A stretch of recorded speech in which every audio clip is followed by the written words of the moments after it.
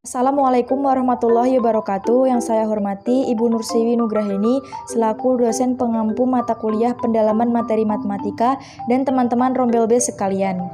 Kami dari kelompok 1 yang beranggotakan Gisela Kurniasari, NIM 14014200002, Hani Pujirahayu dengan NIM 14014200011, Amalia Nurul Syifa dengan NIM 14014200012 akan mempresentasikan materi mengenai rumus-rumus limit fungsi trigonometri. Baik, kita akan menuju materi yang pertama, yakni pengertian limit trigonometri. Limit trigonometri adalah nilai terdekat pada suatu sudut fungsi trigonometri. Perhitungan limit fungsi ini bisa langsung disubstitusikan seperti misalnya limit fungsi aljabar, namun ada fungsi trigonometri yang harus diubah dahulu ke identitas trigonometri untuk limit tak tentu yang limit apabila langsung disubstitusikan nilainya 0. Bisa juga untuk limit tak tentu tidak harus memakai identitas, tetapi menggunakan teorema limit trigonometri atau juga memakai identitas dan teorema. Maka apabila suatu limit trigonometri disubstitusikan, nilai yang mendekatinya menghasilkan dan harus menyelesaikan dengan cara lain. Selanjutnya adalah cara menentukan nilai limit suatu fungsi trigonometri. Yang pertama adalah metode numerik. Yang kedua adalah menggunakan turunan. Yang ketiga adalah substitusi. Yang keempat adalah kali sekawan. Yang kelima adalah pemfaktoran. Metode numerik maksudnya adalah suatu metode perhitungan limit dengan cara substitusi dari ruas kiri dan ruas kanan dengan beberapa angka yang kita daftarkan dalam bentuk tabel. Namun cara ini kurang efektif karena akan memakan waktu yang lebih lama untuk membuat suatu tabel. Yang kedua adalah menggunakan turunan. Turunan fungsi trigonometri yaitu proses matematis untuk menemukan turunan pada suatu fungsi trigonometri ataupun tingkat perubahan terkait dengan suatu variabelnya. Fungsi trigonometri yang biasa digunakan yaitu sin X, cos X, dan tan X. Contohnya turunan fx sama dengan sin X, ditulis f aksen A sama dengan cos A. Yang ketiga adalah dengan cara substitusi. Pada dasarnya, untuk mencari nilai limit suatu fungsi, misalnya untuk X mendekati A, maka nilai limit fungsi tersebut dapat diperoleh dengan cara mensubstitusikan nilai X sama dengan A pada fungsi tersebut. Cara yang keempat adalah dengan kali sekawan. Metode ini mengalihkan dengan faktor sekawan dari pembilang dan penyebut fungsi yang akan dicari limitnya.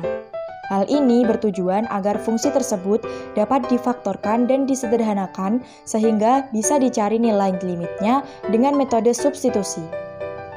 Cara yang terakhir adalah dengan pemfaktoran. Metode pemfaktoran pada dasarnya sama dengan metode substitusi, yaitu dengan mensubstitusikan nilai X sama dengan A ke dalam fungsi yang akan dicari nilai limitnya. Bedanya, sebelum mensubstitusikan nilai X sama dengan A, fungsi harus terlebih dahulu disederhanakan dengan cara menghilangkan faktor penyebab nilai fungsi menjadi 0/0. Hal ini dapat dilakukan dengan cara memfaktorkan masing-masing pembilang dan penyebut fungsi. Materi selanjutnya akan dijelaskan oleh rekan saya.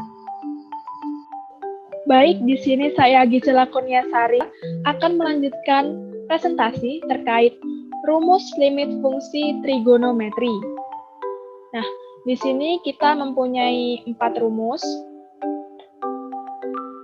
Yang pertama adalah lim X mendekati 0, di mana sin X per X sama dengan lim X mendekati 0, X per sin X sama dengan 1. Kemudian, lim X mendekati 0, tan X per X sama dengan lim X mendekati 0, X per tan X sama dengan 1. Lalu, lim X mendekati 0, sin AX per BX sama dengan lim X mendekati 0, AX per sin BX sama dengan A per B. Kemudian lim X mendekati 0, tan AX per BX sama dengan lim X mendekati 0, AX per tan BX sama dengan A per B. Nah, mengapa ya di sini bisa mendapatkan hasil 1, kemudian di sini bisa A per B? Baik, penjelasannya akan saya jelaskan di PPT selanjutnya. Untuk mendapatkan rumus dasar limit trigonometri, kita dapat menghitung secara intuitif nilai dari. lim X mendekati 0, sin X per X. Nah, dengan memasukkan nilai-nilai X yang mendekati 0, kita akan mendapatkan tabel di samping. Jadi, kita langsung memasukkan saja untuk X mendekati 0, seperti 0,5, 0,4, 0,3, dan seterusnya ini. Kemudian, akan diperoleh hasil sin X per X-nya seperti ini. Jadi, semua angka ini adalah angka yang mendekati 1. Jadi, dari tabel di samping dapat disimpulkan bahwa lim X mendekati 0, sin X per X sama dengan 1. Dengan cara yang sama, dapat juga kita peroleh lim X mendekati 0, X per sin X sama dengan 1. Jadi begitulah caranya mengapa sin X per X dan X per sin X sama dengan 1. Ya, kemudian kita menuju ke bukti selanjutnya di mana lim X mendekati 0, tan X per X sama dengan 1. Ya, di sini lim X mendekati 0, sin X per cos X, karena di sini adalah tan X sama ini ya, tan X sama dengan sin X per cos X, kemudian dibagi X. Lalu kita mendapati lim X mendekati 0, sin X per cos X kali 1 per X.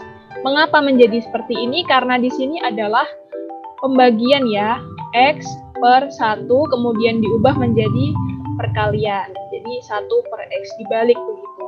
Lalu kita mendapati lim X mendekati 0, sin X per X kali 1 per cos X. Di sini juga sin X kali 1, kemudian yang bawah ini tinggal dibalik. Tidak apa-apa karena ini juga merupakan salah satu sifat dari perkalian. Kemudian bawahnya juga lim X mendekati 0, sin X per X kali lim X mendekati 0, 1 per cos X. Ini jadi kita pisah ya limnya. Nah, di sini kita sudah tahu bahwa sin X per X ini adalah 1. Ya, 1. Dan 1 per cos X.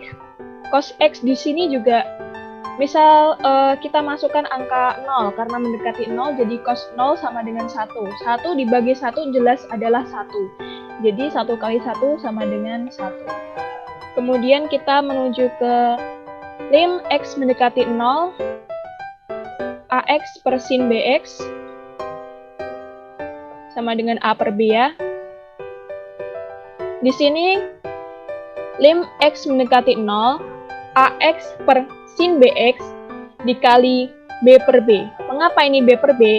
Ini sebenarnya hanya modifikasi saja ya, agar bisa memudahkan kita dalam mengerjakan soal. Kemudian bawahnya adalah lim X mendekati 0, BX per sin BX kali A per B. Ini juga dibalik, A-nya ke sini, B-nya ke sini. Ini tidak mengapa, karena ini juga merupakan salah satu sifat dari perkalian, yaitu sifat komutatif. Kemudian kita memperoleh bawahnya lim X mendekati 0, BX per sin BX kali lim X mendekati 0, A per B. Ini juga kita pisah, seperti yang di sebelahnya. Nah, hasil dari BX per sin BX adalah 1. Mengapa 1? Karena ini bentuknya sama dengan ini. X per sin X. Ya. Sama ya. BX per sin BX. Nah, ini bentuknya itu sama karena ini dibedakan hanya B saja.